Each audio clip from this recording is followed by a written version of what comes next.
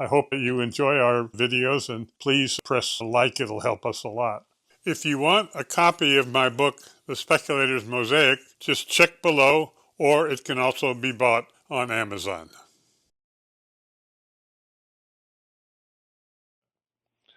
So up I go and live in Sacramento for about a year and a half, making up multiple choice tests. And then I got the call from my National Guard people, and they said, okay, we're ready for basic training. And this would have been right at the end of 1966. And so I was in basic training for like 4 months, the absolute minimum to qualify. And so while I was in basic training, I said to myself, I think I want to go to business school. And I was smart enough while I was at Stanford to take the business test and had done very well on that, which was good for 5 years. And so I was lucky to get into Harvard Business School, which I attended. I was through the basic training, I'm going to say in June or July of 1967, and then started Harvard Business School in September. So that worked out smoothly. And so it was interesting because, Harvard had this great reputation and so on and so forth. And I said, gee, will I be able to fit in? And for anybody who's listening to this, they may hear this kind of comment. When I got there and I looked around and was in a number of classes with the other people, I said, these guys are good, but there are no geniuses here. Obviously, it would have been very different this was in the Boston area. If I'd gone down the block to MIT, I would have said, whoa, this is too tough for me. But in the case of business school, I was comfortable I could fit in.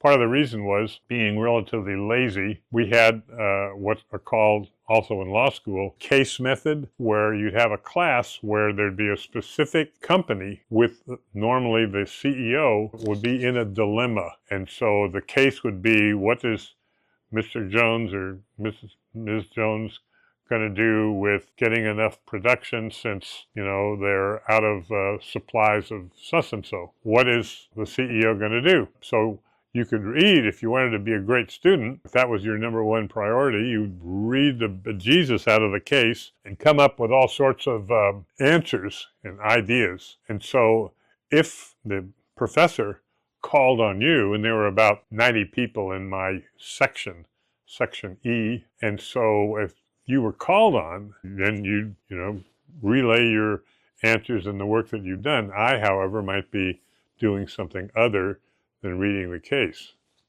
And I'd have the case, but I would sit there quietly. But as the conversation started, such was my mindset that after about 15, 20 minutes of an hour-long class, as the conversation went on, I'd come up with some little wrinkle. So then, and part of this came from my years at Thatcher, I had what's called the boarding house reach. Let's say you're at Thatcher and you've got a lazy Susan turning with stuff, and I go pounce to get the chicken. In a similar way, when I was ready to make my little comment, then I'd go like this. And I was 6'3" at that time, right? And very often the professor would, Mr. Leppo. So I'd give my little comment, and then the professor would write down that I had participated. So this was a way that I could participate, get pretty good grades while I was doing things other than my schoolwork from time to time.